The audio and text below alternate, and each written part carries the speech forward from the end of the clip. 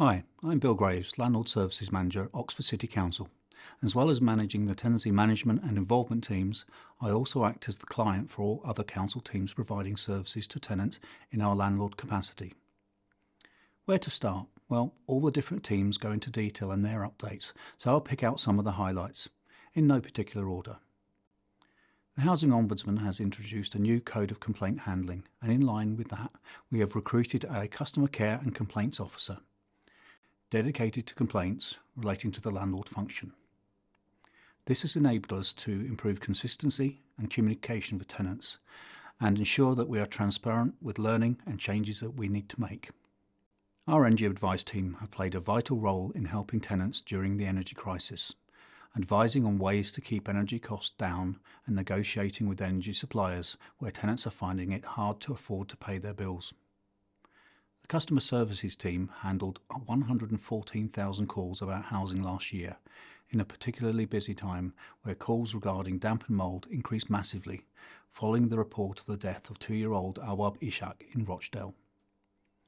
Speaking of damp and mould, Oxford City Council's response to the nationwide concerns have included teams from across the council in tenancy management, tenant involvement, property services, the contact centre and ODS, working together to deal with the volume of inquiries.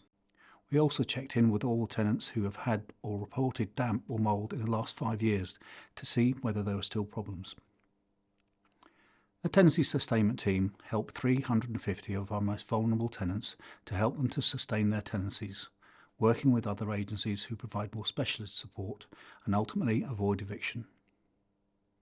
Our newly formed localities team works across the city, providing help to residents affected by the cost of living crisis and helping communities to help and organise themselves with successful initiatives such as the Oxford Food Hub and Oxford Warm Spaces. They also helped over 1,000 residents through applications to the Housing Support Fund. OX Place is the council's housing company, and they are responsible for developing the majority of the new housing that is being built for the council around the city, with 90 new homes being built last year. These included the Curve in between Downs Road, Cannon Court in Cutteslowe, and 8 highly energy efficient bungalows in various locations. Since the Social Housing White Paper was launched in November 2020, a range of measures to improve social housing have been introduced by the government, by regulation and by legislation. There is a clear focus on all elements of fire and building safety, transparency and listening, and the quality of the home and estates. The tenancy management team had a record year for the number of sign-ups, tenants being given the keys to their new homes, and it also saw the second tranche of shared ownership properties being handed over.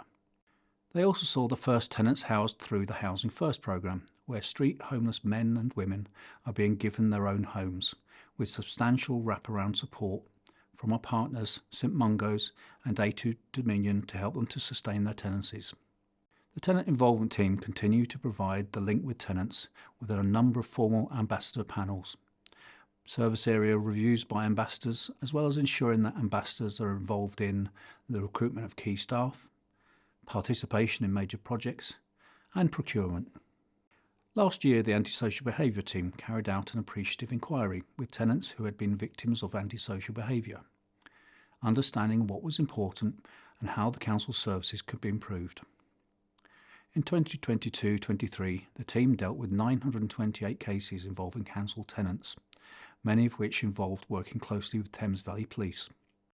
In 2022, we carried out a satisfaction survey.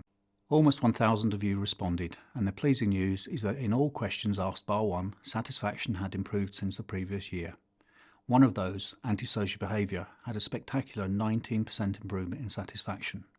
There is still much to be done, but we are moving in the right direction.